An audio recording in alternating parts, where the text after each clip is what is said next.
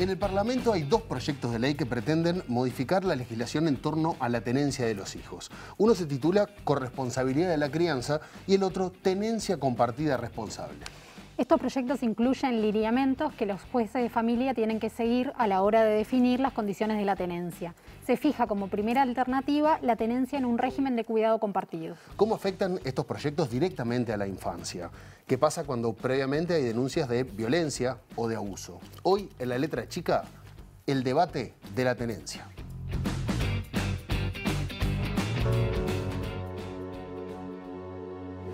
Varias organizaciones sociales manifestaron preocupación por el contenido en dos proyectos de ley a consideración del Parlamento. Estos son los de tenencia compartida responsable y corresponsabilidad en la crianza. Estos proyectos de ley, en su fundamentación, lo que plantean es que hay muchos padres que están separados de sus hijos porque hay madres maliciosas que obstruyen los vínculos de sus hijos con los padres y con toda la familia paterna.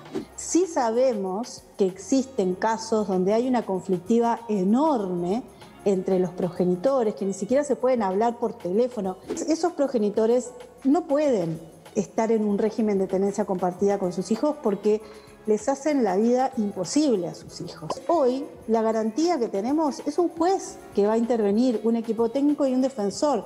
Estos proyectos de ley lo que dicen es que no hayan esas instancias, que en todos los casos se imponga la tenencia compartida. Nosotros entendemos que en estos proyectos no se consideraron ni la opinión de las organizaciones de infancia, de derechos de infancia que trabajan hace muchísimo tiempo en el país y que no hay estudios ni investigaciones, ni datos que puedan decir que la justicia está sesgada en favor de las madres y en contra de los hombres padres. Ninguno de los dos proyectos dice que está planteando esta solución porque sea lo que los niños, niñas y adolescentes pidan.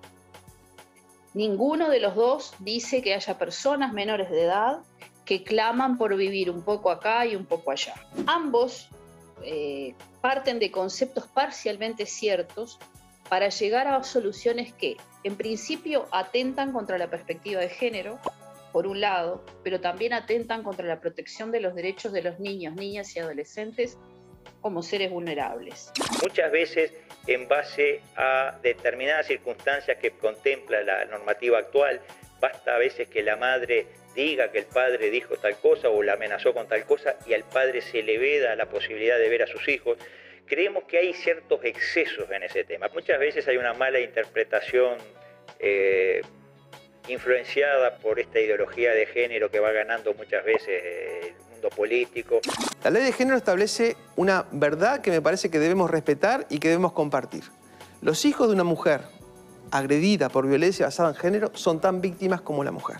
Eso es correctísimo y se debe disponer medidas urgentes para evitar la violencia y las consecuencias de esa violencia. Uno de los proyectos de ley dice, si hay medidas cautelares hacia uno de los progenitores, que en general es la madre, no se suspenden las visitas ni se suspende la tenencia, no se suspende la tenencia compartida, aunque hayan medidas cautelares. Las más graves son niños y niñas conviviendo con abusadores sexuales o con personas altamente violentas y peligrosas para ellos y también para sus progenitores. Los legisladores entienden que hay que así el Partido Colorado no va a acompañar en esta instancia. No son las leyes en líneas generales las que pueden disponer qué es lo mejor para cada niño. Sí, lo que pueden disponer es un principio, que creo que es el que no nos podemos olvidar, que es que el niño es el sujeto de derecho en este caso, y no es un objeto que se debe tironear de un lado a otro.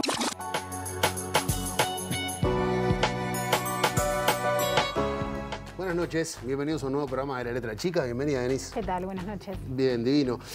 Vamos a hablar de estos dos proyectos de ley en este programa que se encuentran en este momento en el Parlamento y se titulan Corresponsabilidad de la crianza y Tenencia compartida responsable. El primero fue elaborado por el ex senador y actual secretario general de la Asociación Latinoamericana de Integración, Sergio Abreu, por las senadoras Graciela Bianchi y por Carmen Aciaín, a quien la invitamos a estar presente en este programa y no nos contestó. El otro proyecto de ley fue presentado por Guido Manini Ríos, Raúl Lozano y Guillermo Domenech, que sí nos contestó, pero nos dijo que no. De Cabildo Abierto, obviamente. Bien, los dos proyectos modifican el artículo 34 del Código de la Niñez y la Adolescente, que actualmente establece que los padres que están separados se debe determinar de común acuerdo cómo se ejerce la tenencia, y de no existir un acuerdo entre ellos lo debe resolver justamente un juzgado de familia. La iniciativa del Partido Nacional dice más o menos que la responsabilidad de la crianza corresponde a ambos padres y que el juez fijará como primera alternativa el régimen de cuidado compartido o la tenencia alternada. Por su parte, como decíamos, hay otro proyecto que es de Cabildo Abierto, que sostiene que cuando los padres están separados, la tenencia será siempre compartido y que la hija o el hijo deben permanecer con la madre o el padre con quien hayan convivido mayor cantidad de tiempo, siempre que esto lo favorezca. Pero en concreto, ¿cuáles son los cambios que plantean estos proyectos de ley? Va a ser el tema que vamos a abordar en este programa. ¿Y qué cambiaría en casos de aprobarse? Y sin duda, ¿cuáles son los riesgos para las niñas y los niños en estos casos? Para hablar sobre todo esto vamos a recibir a Andrea Tuana. ¿Qué tal? Buenas noches. Andrea es directora de la ONG El Paso. Buenas noches, Andrea. Hola. Vamos a empezar a discutir sobre estos proyectos que establecen que en caso de que no vivan de consumo, como dice la ley, la tenencia compartida está entre la madre y el padre será preceptiva. Primero explicar estos términos para que la población lo entienda y después cómo contempla esto las circunstancias particulares de cada familia y ni hablar también los litigios que hay alrededor de las problemáticas asociadas a la violencia. Ahí está, sí. Bueno, preceptiva quiere decir que en todos los casos, siempre que haya una pareja que se separe, la tenencia de los hijos, o sea, cómo se van a organizar, va a tener que ser en régimen de tenencia compartida, independientemente de las circunstancias particulares y sobre todo, y una cosa como muy importante, que es independientemente de la opinión de los niños y niñas y también independientemente de que haya acuerdo o no entre los progenitores. Es como que, bueno, se aplica para todo el mundo por igual una forma de organización de la convivencia de los niños. Ahora, antes de entrar en detalles de lo que implicaría la aprobación de estos proyectos, ¿cómo es nuestra legislación actual? Y si se rige de alguna manera por algún estándar internacional, o sea, ¿qué tipo de legislación tenemos hoy? Bueno, hoy lo que nosotros tenemos es la posibilidad de la tenencia compartida, por supuesto, pero lo primero que se plantea en el Código de la Niñez y la Adolescencia es que, frente a una separación de una pareja, esta podrá de común acuerdo resolver cómo se va a organizar con la tenencia de sus hijos e hijas, ¿no? Hacerlo de común acuerdo es sin duda que el escenario ideal, porque eso respeta las situaciones particulares de cada niño, porque sabemos además que hay dos adultos que se están entendiendo, porque es muy importante poder entenderse, poder ser flexibles, poder dialogar de qué es lo mejor para un hijo o una hija en el momento de la separación. Entonces, nuestra legislación prevé eso, que cuando haya una separación, de común acuerdo los progenitores lo resuelvan. Y si no hubiere acuerdo, entonces ahí sí hay que ir a un juzgado de familia. Ahora, no entiendo mucho de leyes, pero viendo este proyecto, la legislación actual, donde el primer paso es intentar que esta pareja que está separándose llegue a un acuerdo. ¿Por qué cambiarlo? O sea, ¿cuál es la argumentación de pasar como una tabla rasa, decir, no, se decide para todos lo mismo, que sea compartida? O sea, ¿cuál sería la argumentación en contra de la legislación actual? Bueno, yo creo que esa es como la pregunta del millón, ¿no? Estos proyectos de ley tienen dos nociones que son muy importantes y con las cuales estamos absolutamente de acuerdo, que es la corresponsabilidad en la crianza y la tenencia compartida en los casos que sea beneficioso para los niños, ¿no? Eso es en lo que nosotras acordamos. Ahora, lo que subyace en estos proyectos de ley es la idea, digo subyace porque en los fundamentos no está tan claro, por lo menos en el del Partido Nacional, quizás en el de Cabildo Abierto está un poquito más explícito, ¿no? Subyace la idea de que habría como un cierto favoritismo, predilección dentro de la justicia para entregar las tenencias a las madres, ¿no? Y que los padres estarían quedando por fuera de la crianza de sus hijos e hijas, excluidos. y también que habría como una suerte de obstrucción del vínculo, ¿no? Eso, insisto, es lo que subyace en estos proyectos de ley. Entonces se entiende que es necesario generar una legislación para resolver ese problema. La realidad es que en Uruguay tenemos legislación para poder resolver ese problema y que para resolver un problema particular nosotros no podemos generar una ley que va a afectar a el universo de niños y niñas que están en la situación de separación, porque los vamos a afectar negativamente, porque no todos los niños, no todas las situaciones de cada niño podrían adaptarse a un régimen de tenencia compartida, porque depende de millones de cosas, desde la edad de los chiquilines, desde dónde se muden los padres, claro. Si uno se muda a una punta de Montevideo, el otro a la otra, y el niño tiene que entrar a las 8 de la mañana y se tiene que levantar a las 6, ¿no? Porque tiene este régimen de tenencia compartida, o sea, dónde van a estar sus amigos, cómo hace para reunirse para estudiar y hacer los trabajos, o sea, hay un montón de cosas de la vida cotidiana que acá lo que hay que hacer es poner en el centro a los niños. O sea, yo creo que estos proyectos de ley lo que subyace es querer resolver un conflicto entre adultos, ¿no? Cuando los adultos no están de acuerdo, cuando los adultos están en pie de guerra, entonces este proyecto de ley resuelve quizás de la manera más simple, ¿no? Salomónica. Mitad para cada uno. Partimos al niño a la mitad para cada uno y bueno, resuelvan. Y el niño es el que tiene que cargar con todo el peso de los efectos, ¿no? De vivir con dos padres que ni siquiera pueden dialogar, ¿no? Imagínate lo que debe ser esa crianza, un infierno para esos chiquilines. Entonces, bueno, creo que eso es lo que subyace en estos proyectos de ley que, insisto, son situaciones particulares, importantes, porque cuando se dan, los gurises sufren, ¿no? Estando de rehenes. Pero son determinadas situaciones particulares, concretas, pocas, que además para resolverlas hay que poner mucho equipo técnico para poder intervenir y que los gurises salgan lo mejor posible de esa situación. ¿En estos proyectos se toman en cuenta las denuncias que puedan existir previas por violencia doméstica, violencia de género y abuso sexual, por ejemplo? Bueno, ese es el otro enorme problema que tienen estos proyectos de ley, ¿no? Porque si decimos que los gurises pueden ser impactados y amenazada su seguridad al ponerlos, ¿no? Mitad para cada uno con padres que se pelean todo el tiempo, pero que no hay violencia, ¿no? Padres que están, digamos, con conflictos. Ahora, en los que sí hay violencia, donde hay abuso de poder, donde hay maltrato, abuso sexual, es gravísimo el planteo que hacen estos proyectos de ley. Desprotege absolutamente a los niños, ¿no? Los planteos que hacen es, aunque haya una denuncia en el juzgado especializado, aunque haya medidas cautelares porque se comprueba que hay riesgo, la tenencia compartida no se suspende hasta que dure el proceso de investigación y hasta que haya una sentencia de condena. ¿No se aplican cautelares, entonces? Se suspenden, claro, exactamente, ¿no? Un juzgado aplica las medidas cautelares, pero los niños tienen que seguir yendo o a visitar. Un proyecto dice a visitar y el otro proyecto dice a la convivencia compartida. O sea que la madre podría tener medidas cautelares, pero esas medidas cautelares no impactarían sobre las niñas y los niños. Exactamente, pero además se va a hacer la investigación. Y en ese proceso... Para que de vuelta me perdí. Vos me estás diciendo que si uno de los dos padres, el padre o la madre, tiene denuncias por abuso sobre ese niño, mientras está siendo investigado por eso, ¿puede seguir teniendo contacto con sus hijos? Exacto. No solamente, los cuales pueden ser posibles víctimas de abuso. Claro, no solamente contacto, va a convivir, ¿no? Va a convivir. ¿Y eso qué va a hacer?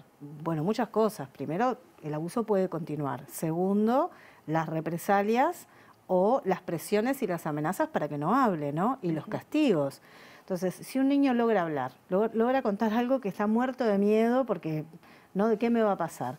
Y nadie lo protege, es como la peor de las situaciones, ¿no? Yo creo que cualquier adulto, si se pone en el lugar de que denunció a la persona con la que convive y se la somete a que siga conviviendo, pero además después el padre es capaz de tener que llevarlo a la pericia, ¿no? Con la psicóloga para que ese niño pueda declarar. O sea, realmente es es un horror, ¿no? También hay cuestiones prácticas, por ejemplo, si existe una orden de restricción con la madre de una medida cautelar y hay 500 metros de distancia, esos 500 metros de distancia hay que recurrir a otro adulto que acompañe a ese niño en la entrega o que la niña o el niño transiten solos esos 500 metros. Por ejemplo, también hay cuestiones prácticas en todos estos casos. También hay cuestiones prácticas, sin lugar a dudas, y además hay un riesgo enorme. Sabemos que en situaciones donde muchas personas violentas han terminado asesinando a sus exparejas en el marco de una visita o de ir a entregar a los niños. Entonces, es riesgo para todos lados, pero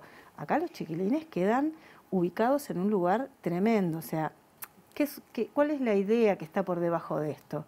Que la mayoría de las denuncias son falsas. Esa es la idea que no se dice en los fundamentos, pero que de alguna manera está inspirando este tipo de medidas que son contrarias a todos los instrumentos internacionales, que dejan a los niños realmente en un lugar de desprotección absoluta, de descrédito, además, y bueno, y además la reproducción de las violencias. Bueno, no está escrito en la ley, pero sí es Vox Populi de muchas de las asociaciones de padres, estas que vamos a estar tratando más adelante en el programa, que sí lo han hecho público, que dicen que las denuncias son falsas y que la justicia está claramente sesgada. Y son los que han hecho el lobby para que estos proyectos se presenten. Claro, el asunto es decir, ¿no? Decir, cualquiera puede decir cualquier cosa.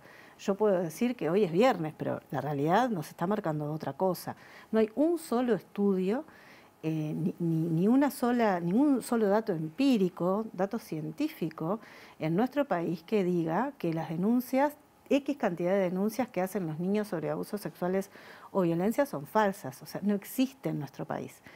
Y lo que sí existe, los datos empíricos que tenemos, es la prevalencia de violencia, que es altísima. Estudios de UNICEF, estudios de prevalencia, el CIPIAB. Entonces, la realidad lo que nos muestra es que la violencia es muy alta en nuestro país y que no existe ningún dato que pueda corroborar y fundamentar esas ideas que se están diciendo públicamente de que la mayoría de las denuncias son falsas, ¿no? O que una mujer va a un juzgado de violencia y que en 2 minutos el padre queda despojado de sus derechos. Eso también es un enorme disparate, ¿no? Es, de alguna forma, subestimar el trabajo del Poder Judicial, que es un trabajo con el que yo he sido y soy muy crítica, pero que claramente esas acciones no se cometen, ¿no? Ahora, Andrea, claramente se está poniendo a la mujer en un lugar en este proyecto de ley, por lo menos sembrando la duda sobre esto que decías vos, que bueno, mujeres van y hacen escándalos y denuncias falsas y la justicia les cree y hay todo como un complot ahí, ¿no? Pero históricamente y también en la actualidad los cuidados de hijos e hijas, así como de básicamente toda la familia, recaen sobre la mujer. Esto no lo estoy inventando yo. Y algunos actores, algunos legisladores que están presentando estos proyectos de ley fomentan estos proyectos, se han manifestado a favor de que la mujer siga en ese lugar, en el lugar de los cuidados. ¿Hay alguna referencia a esto? ¿En este sentido inciden en algo los proyectos? O sea, de ubicar a la mujer también en ese lugar. En realidad, si tú lees el fundamento de uno de los proyectos de ley, justamente lo que pretende es que las mujeres puedan salir adelante, que la maternidad no sea una penalización. O sea, hay como una cierta argumentación de que logrando la corresponsabilidad también se va a estar favoreciendo a que las mujeres puedan ser autónomas, trabajar, insertarse. Ese fundamento realmente no tiene ni pies ni cabeza, porque nosotros no vamos a someter a los niños a cualquier tipo de situación para que sus madres puedan salir adelante y avanzar en la vida. O sea, estos proyectos de ley no son para eso, ¿no? Para promover la autonomía económica de las mujeres y para promover la autonomía y la igualdad, hay millones de medidas que se deberían tomar a nivel del Poder Ejecutivo y también legislativas.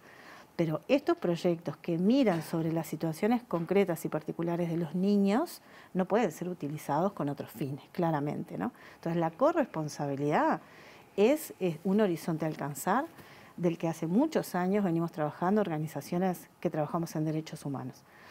Pero la manera de alcanzar esa corresponsabilidad es a través de otras medidas y de una voluntad política para transformar prácticas, formas de relacionamiento, modelos de socialización que pasan por un montón de ámbitos, como por ejemplo la educación, y no a través de imponer, bueno, vos ahora tenés que hacerte cargo, tenés que querer a este niño y tenés que, bueno, Eso no se puede imponer. No se puede jugar con la vida de un niño, ¿no? Realmente nosotros los adultos estamos obligados a proteger a los niños, a velar por su interés superior y a velar porque su voz sea escuchada. Y en estos proyectos de ley esos principios se vulneran todos. Acabas de plantear algunas expresiones claramente feministas. ¿Por qué te parece que hay representantes del sistema político e incluso orgánicas de partidos que sostienen esto, que son bastante antifeministas en todos sus planteos, que terminan levantando una bandera feminista o usan una bandera feminista para incorporar un planteo? Yo creo que es una estrategia comunicacional que se viene trabajando, porque este promover proyectos de tenencia compartida es una estrategia a nivel regional, ¿no? Hay varios países que ya han venido con estas propuestas y lo han logrado, y hay otros países que además han avanzado en el sentido de empeorar la situación de los niños. Por ejemplo, Brasil aprobó una ley SAP, la ley que aprueba el síndrome de alienación parental, aprueba la idea de que los niños son manipulados y que las madres tienen que ser castigadas y quitarles las tenencias. Entonces, yo creo que es una estrategia como para tomar aquellos conceptos políticamente correctos, esos conceptos de los derechos humanos que para la población en general son conceptos bienvenidos, y utilizarlos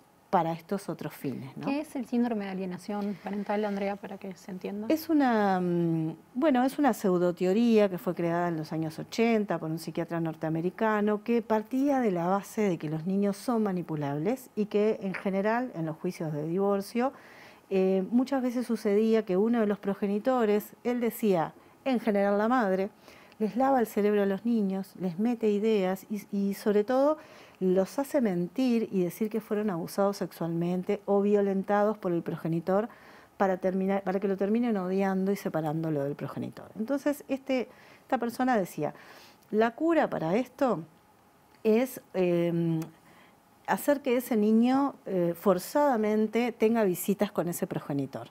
Y si el niño se resiste y la madre también, entonces lo que hay que hacer es cambiar la tenencia. O sea, arrancar los niños del lado del progenitor que lo protege y dárselo al progenitor supuestamente injuriado, ¿no? ¿Funcionó en algún lugar del mundo esto que me está Sí, diciendo? sí, está funcionando en España a full. De hecho, en España... No, pero me refiero a si funcionó, si dio resultados positivos de alguna manera. No, porque es un síndrome que no existe. La manipulación no es algo tampoco generalizado, son muy pocos los casos en donde realmente un progenitor puede manipular tanto a un niño que pase por un montón de instancias judiciales y sostenga, ¿no?, ese argumento y de una manera plausible, ¿no?, que le crean. Realmente cuando un niño está mintiendo o manipulando, un técnico con experiencia y con profesionalidad lo nota al instante, ¿no? Entonces, bueno, realmente esta pseudoteoría lo que pretendía es silenciar a los niños, silenciar la existencia de los abusos sexuales dentro de la familia, silenciar la violencia que se estaba abriendo paso en la conquista de estos derechos, ¿no? Y ahora nosotros estamos en un segundo empuje, ¿no? El primer empuje de ese silenciamiento fue más o menos en los años 2000 en Uruguay. Y ahora estamos otra vez nuevamente, y estos proyectos de ley de alguna manera acompañan esos procesos de querer decir, bueno, esto de la violencia no es tan así, acá hay mucha manipulación, acá hay mentira, y volver, ¿no?, a pensar que la violencia no es un tema importante en nuestro país.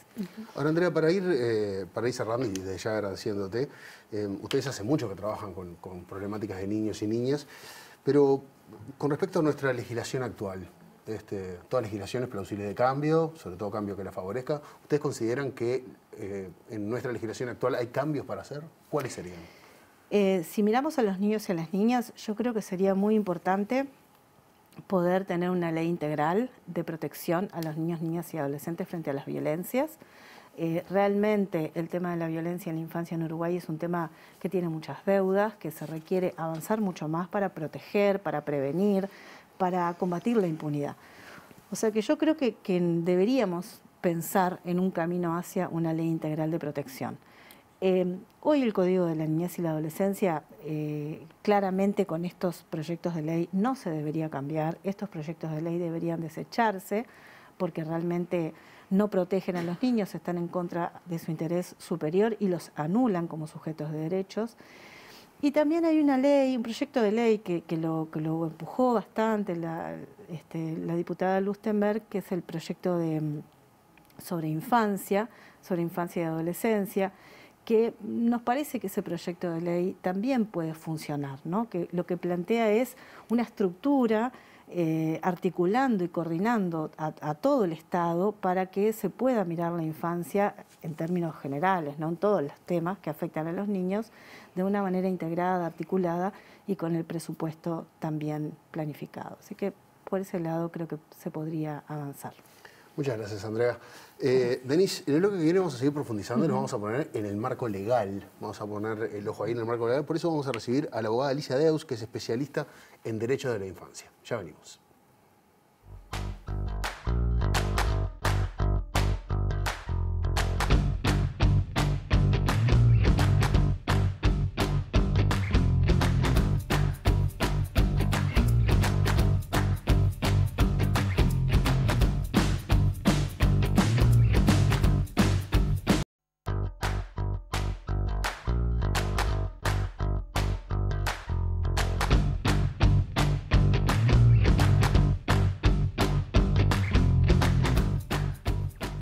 Seguimos en La Letra Chica y vamos a seguir profundizando en estos proyectos de ley sobre tenencia compartida, y para hablar de esto vamos a recibir a la abogada Alicia Deus, que es especialista en derechos de la infancia. ¿Qué tal, Alicia? Buenas noches. Hola, buenas noches. Buenas noches, Alicia.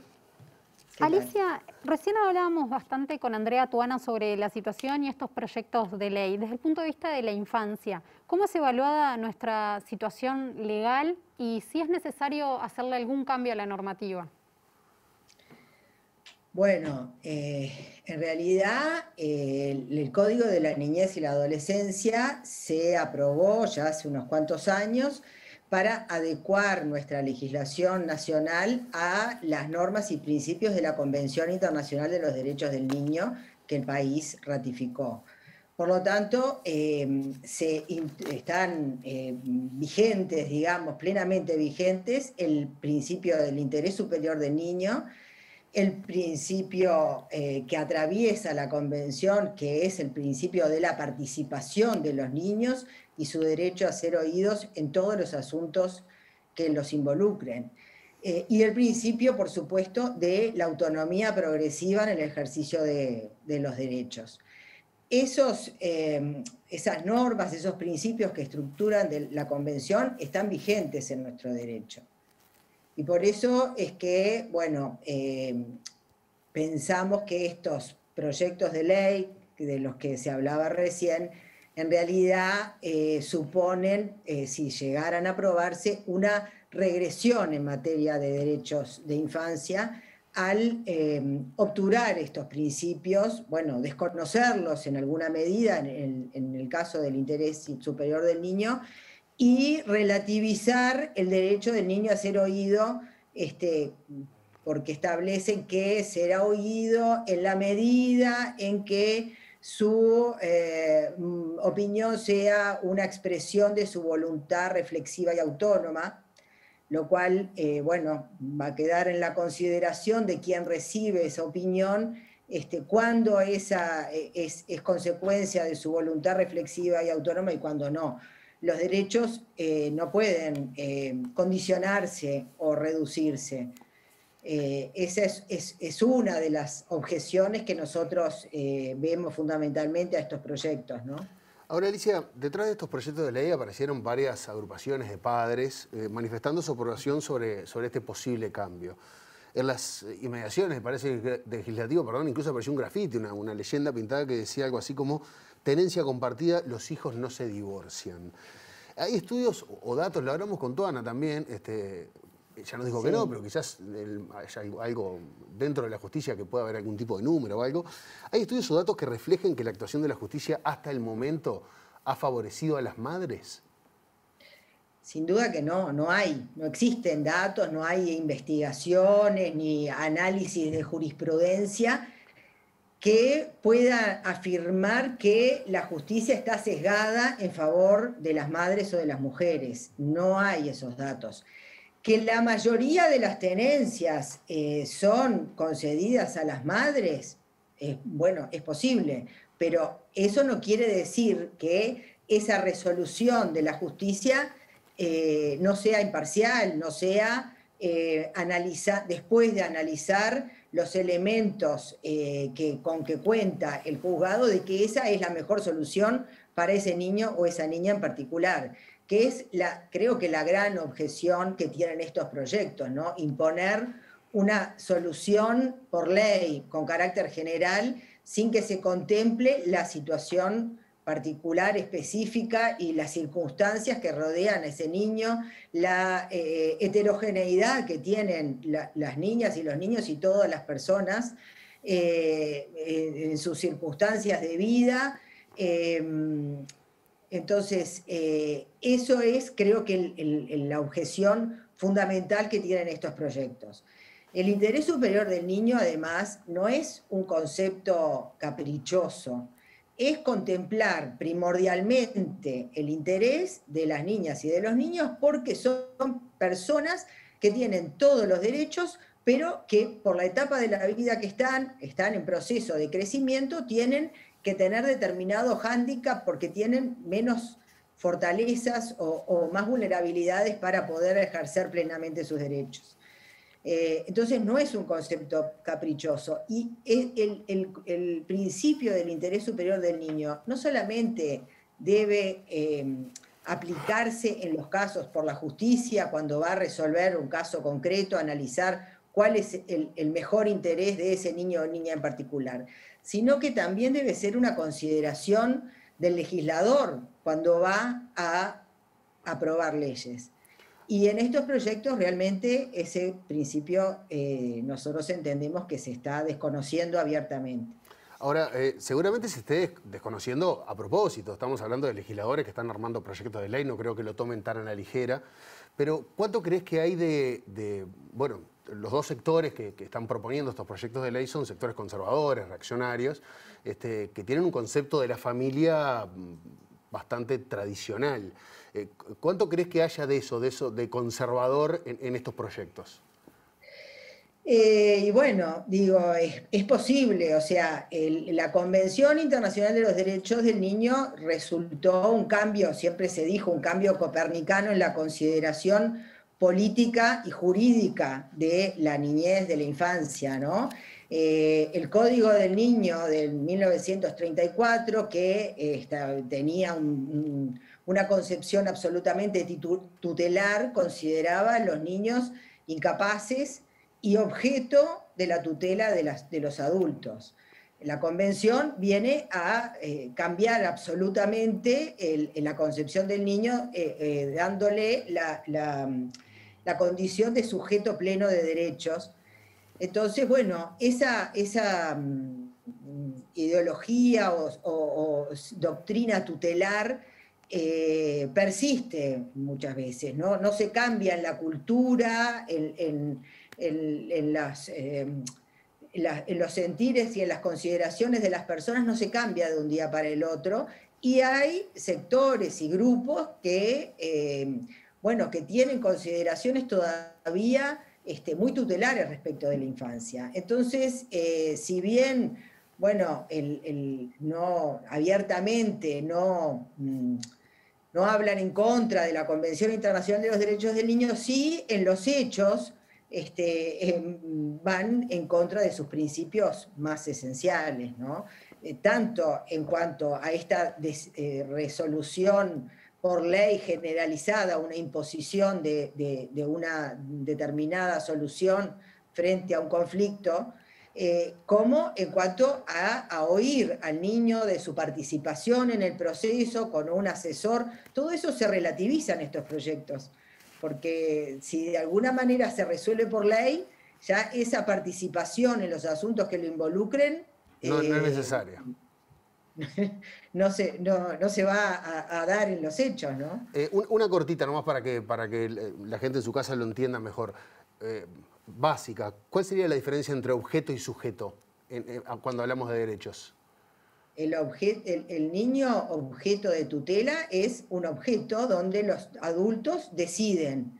El niño era considerado, todavía en el Código Civil sigue la noción de incapacidad de las personas menores de 18 años, que ha sido ampliamente superada por la Convención y toda la doctrina de la protección integral. Pero bueno, esa es la idea que subyace en estos proyectos, ¿no? Los niños al ser menores de edad, no tienen capacidad de decidir o de resolver, y el adulto decide por sí lo que es mejor para esa niña o para ese niño.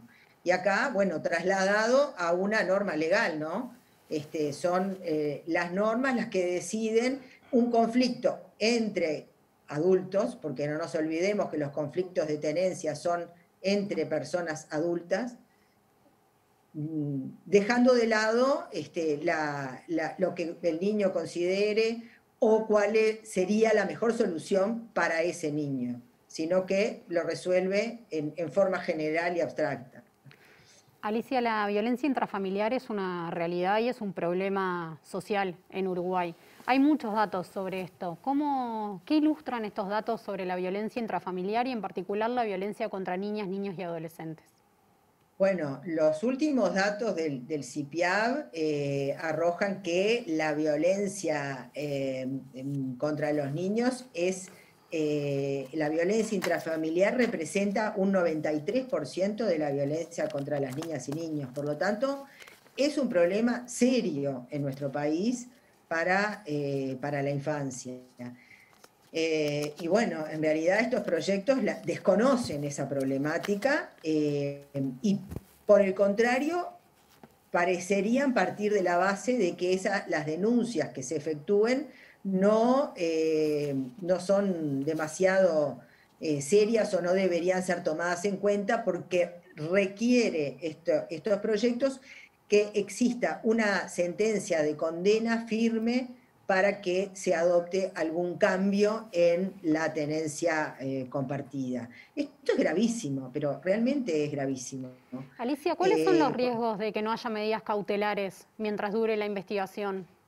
Y bueno, el riesgo, el proyecto habla de que la tenencia compartida o alternada, como dice, no se interrumpirá hasta que no haya una sentencia de condena. Por lo tanto, esa niña o ese niño va a quedar a cargo de la persona que puede estar o abusando o maltratando o ejerciendo alguna clase de violencia con respecto a ese niño. Pero además hay otra cuestión que tampoco se desconoce, también se desconoce en estos proyectos, porque parecería partir de la base que ese conflicto entre los progenitores es el que hace que alguno de los dos denuncie esta situación. Pero se desconoce que en muchísimos casos las denuncias no parten de uno de los progenitores, sino que parten de las instituciones que tienen algún relacionamiento con el niño, las instituciones, la escuela, las instituciones educativas, los centros de salud también son muchas veces quienes terminan denunciándolas porque tienen conocimiento de que hay un niño o una niña que está siendo víctima de violencia. Vecinos o el propio niño en determinadas situaciones cuando se encuentra en un entorno protector y se anima a denunciar. Entonces, en estos proyectos parten de supuestos que no son reales, que no se dan en la realidad de los casos, y por el contrario, pueden someter a las niñas y niños a situaciones de violencia que no tienen, que después las consecuencias no tienen marcha atrás y pueden ser gravísimas. Porque inclusive frente a una denuncia de violencia, si el niño permanece a cargo de la persona denunciada, para la fiscalía, por ejemplo, una investigación en esas circunstancias sería muy complicada, porque el niño no va a poder hablar, no va a tener libertad para poder decir lo que le está pasando. Entonces, realmente es muy preocupante. Ahora, sería muy preocupante que estos proyectos avanzaran. Alicia, por lo que hemos escuchado hasta ahora, da la sensación de que los dos proyectos están básicamente direccionados hacia el mundo adulto y dejan de lado, por más que los títulos sean muy pomposos y muy agradables, dejan de lado lo que es el mundo infantil. Pero más allá de diversas situaciones que se puedan presentar, te voy a proponer un caso hipotético, ¿no? Imaginemos una situación ideal donde padre y madre tienen una buena relación y se ponen de acuerdo con la tenencia compartida, ¿bien? Pero no en la distribución de los días. Por ejemplo, ¿no? Yo quería una semana, no se ponen de acuerdo en esa parte en particular. Incluso en estas condiciones hay varios elementos que terminan afectando al niño, ¿no? Por ejemplo, a ver, si padre y madre viven lejos entre sí, ¿no? Incluso en distintos departamentos puede llegar a ser. Un padre en la Costa de Oro y el otro en Montevideo. Y el hijo o hija tiene que ir a una escuela sola, no va a ir a dos escuelas diferentes. ¿Cómo se definen estas situaciones en la actualidad, con nuestra legislación actual, y cómo serían con la nueva ley o si se llegaran a aplicar, a aprobar alguno de estos dos proyectos de ley? Bueno, hoy en la actualidad, si no hay un acuerdo entre los padres, termina resolviendo la justicia en base a los elementos que le presenten cada uno de los padres de cuál sería la mejor solución, escuchando al niño con su defensor también, porque el niño tiene que intervenir y tiene que poder expresar su opinión de con quién prefiere estar, de dónde prefiere vivir, de a qué colegio o escuela o centro educativo o club quiere ir y le queda como más accesible, sin ir a situaciones de violencia. Pero hay, si se aprobaran estos proyectos de ley, realmente esas situaciones no me imagino cómo podrían resolverse, porque realmente serían una complicación para la justicia. O el niño tendría que... Bueno, lo que pasa es que en realidad estos proyectos lo que prevén es una solución salomónica, ¿no? Cortemos al niño a la mitad y que cada padre se lleve un pedazo. Esa es la realidad. Pero además hay una cosa que a mí me interesa destacar, y es que estos proyectos de ley que están siendo estudiados por la comisión correspondiente en el Parlamento, han sido objeto de análisis y de informes y de concurrencia a la comisión de muchísimas organizaciones de infancia que trabajan hace muchísimos años en el país con niñas, niños y adolescentes. Han concurrido desde el Poder Judicial magistrados, han concurrido la Asociación de Defensores Públicos de Oficio, ha concurrido UNICEF, ha concurrido la Cátedra de Derecho de Familia de la Facultad de Derecho de la Universidad de la República.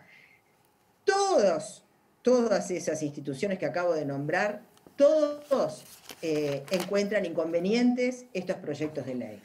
Entonces llama la atención que cuando se redactaron no se haya escuchado las voces de los operadores, de los técnicos, de las personas que tienen especialización y experticia en materia de infancia. Eso creo que hay que destacarlo porque realmente es llamativo, ¿no?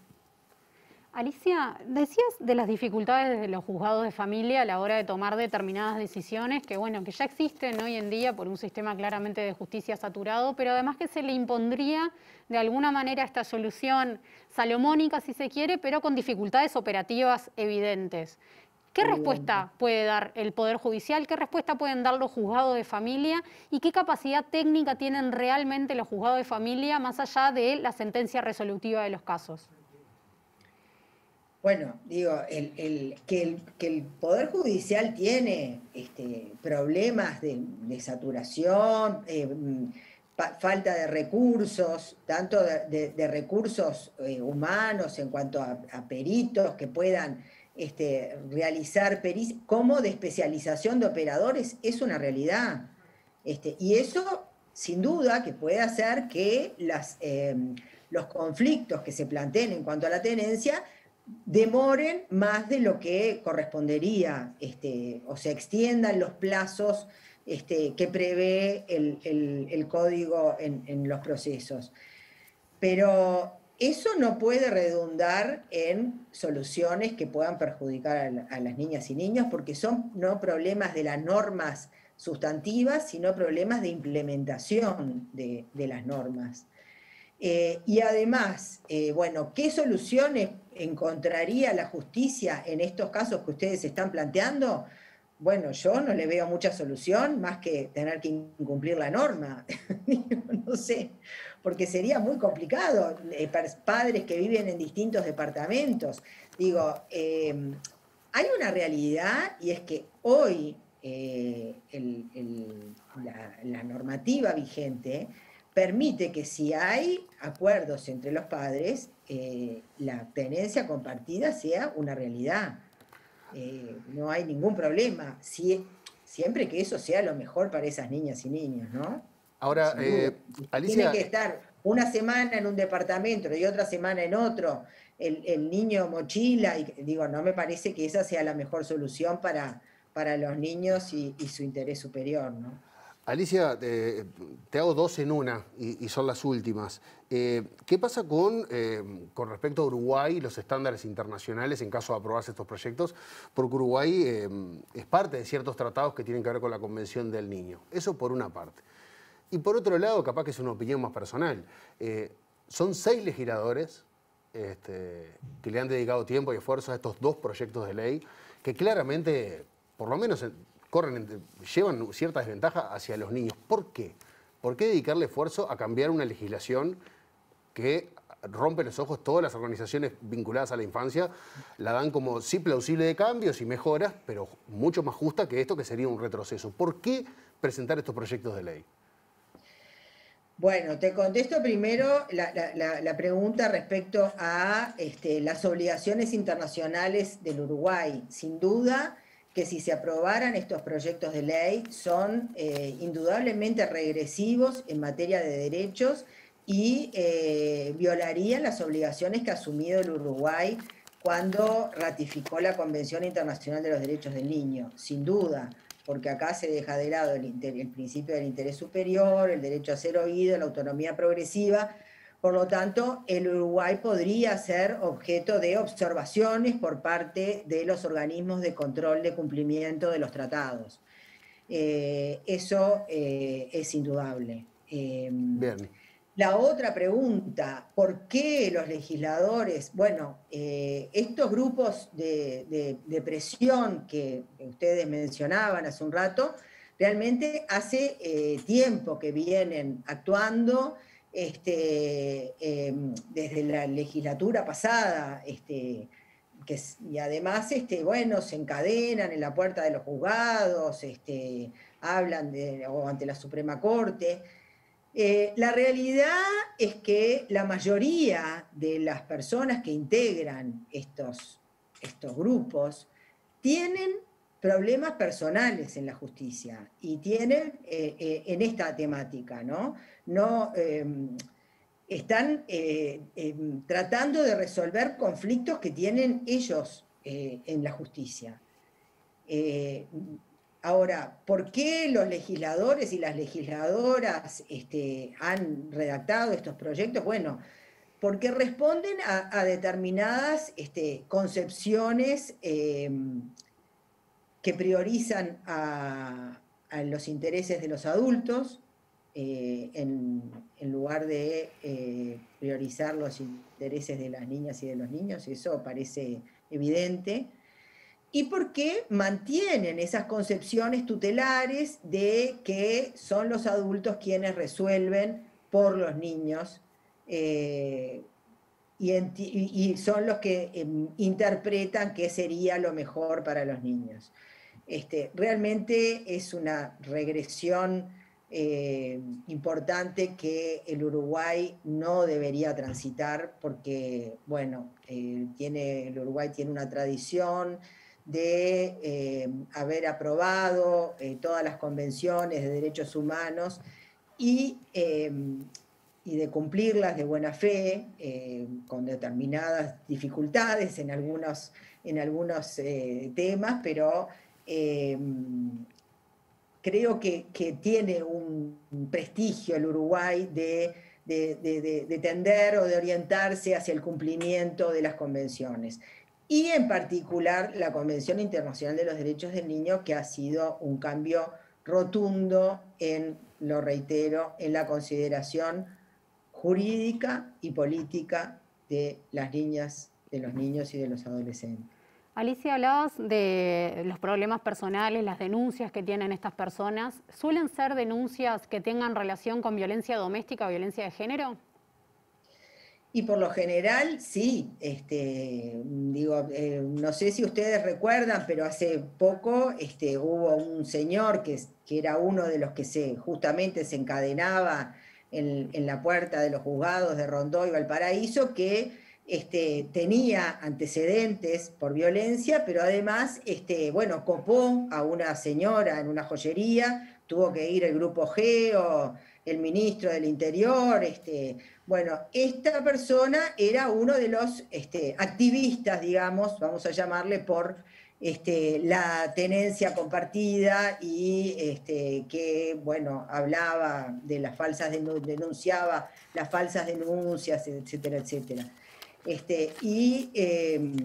Yo no podría decir que todos, porque no tengo los elementos, pero gran parte de los que integran estas organizaciones tienen cuestiones y litigios personales complicados en la justicia, y la gran mayoría tienen vinculación con la violencia basada en género, sin duda. Alicia, muchas gracias por acompañarnos. No, gracias a ustedes.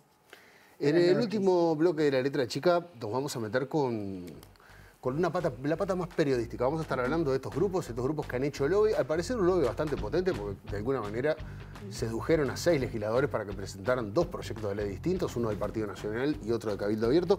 Y vamos a recibir a la periodista Azul Cordo, que ha trabajado bastante en esta temática. Ya venimos.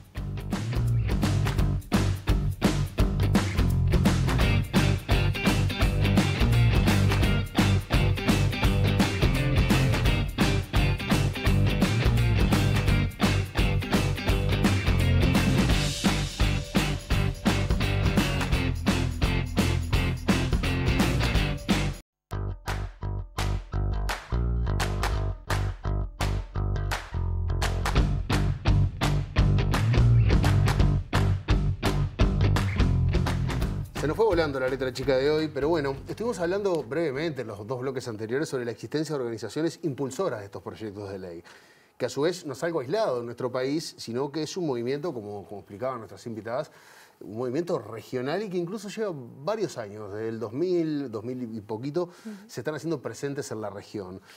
Para hablar de las características de estos movimientos vamos a recibir a Azul Cordo, periodista que ha trabajado en esta temática. Azul, bienvenida, buenas noches. Hola, ¿cómo están? Buenas noches. Bienvenida, Azul, un gusto. Azul, hablamos de estos grupos, no sabemos si llamarlos grupos, si están organizados realmente. ¿Cómo podemos caracterizar a estos grupos, particularmente a los que están en nuestro país? Bueno, los podemos caracterizar porque sí son grupos, sí están organizados, y en realidad además una de las características que tienen es que proyectan en realidad como una imagen de un movimiento muy amplio y diverso, pero que básicamente comparten las mismas tácticas y discursos. O sea, parece que fueran muchos grupos, parece que representaran también a muchísimas personas, pero de hecho inclusive lo que vemos es que hasta comparten varios integrantes, ¿no?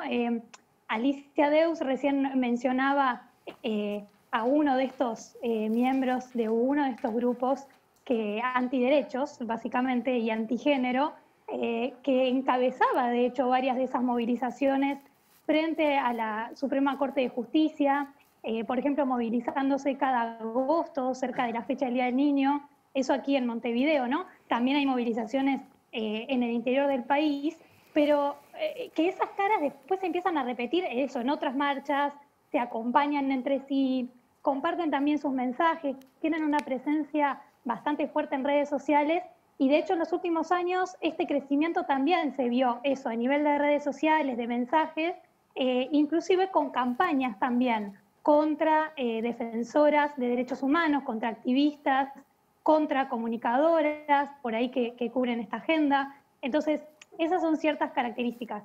Después, también lo que está bueno de registrar es que, bueno, tienen en el discurso, podríamos decir, 4 ejes estos grupos antiderechos o antigénero, ¿no?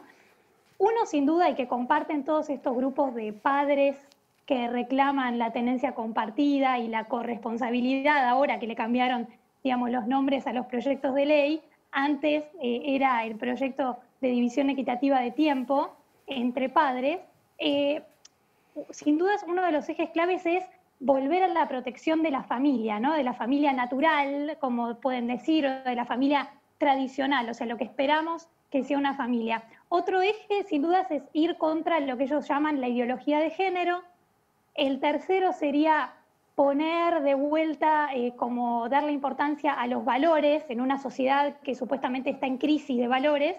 Y también un cuarto eje es el de la soberanía nacional. O sea, y esto se ve muy reflejado cuando empiezan a calificar a colectivos, organizaciones feministas, como que reciben financiamiento del exterior, desde, bueno, del nuevo orden mundial, en fin, cosas que hemos visto y que sabemos. Y que entonces ellos vendrían a defender la soberanía nacional, los valores locales, y bueno, esos serían como los 4 ejes.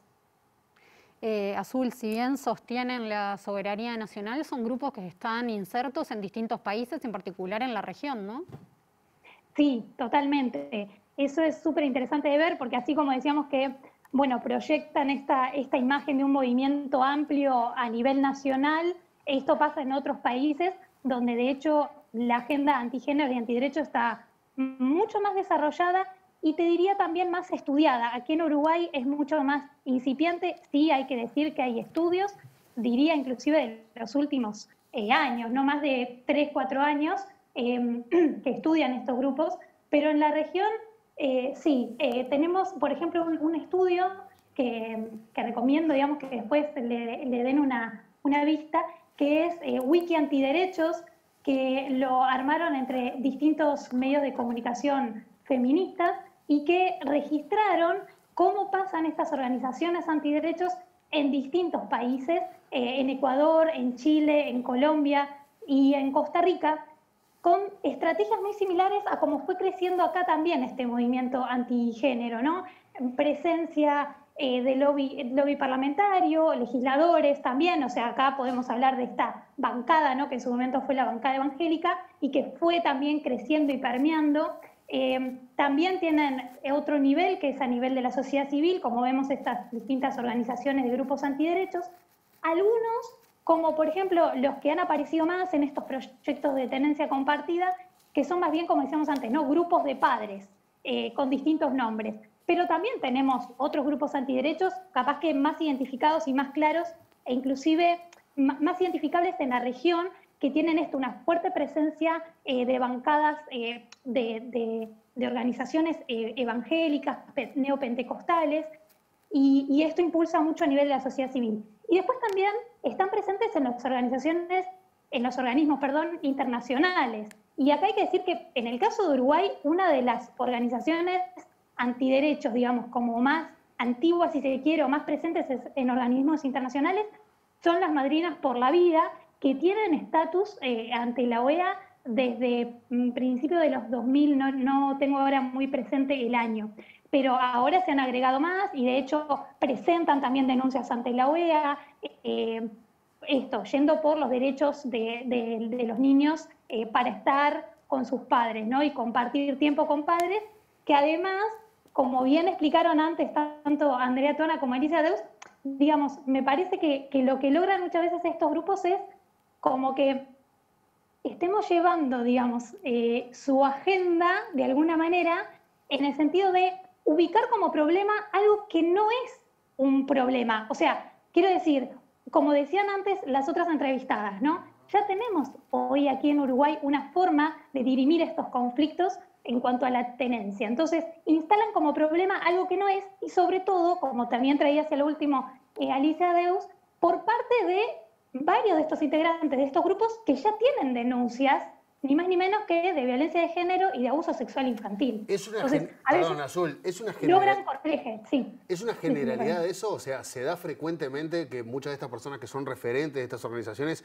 hayan tenido problemas con la justicia referidos a problemas de abuso y de violencia de género?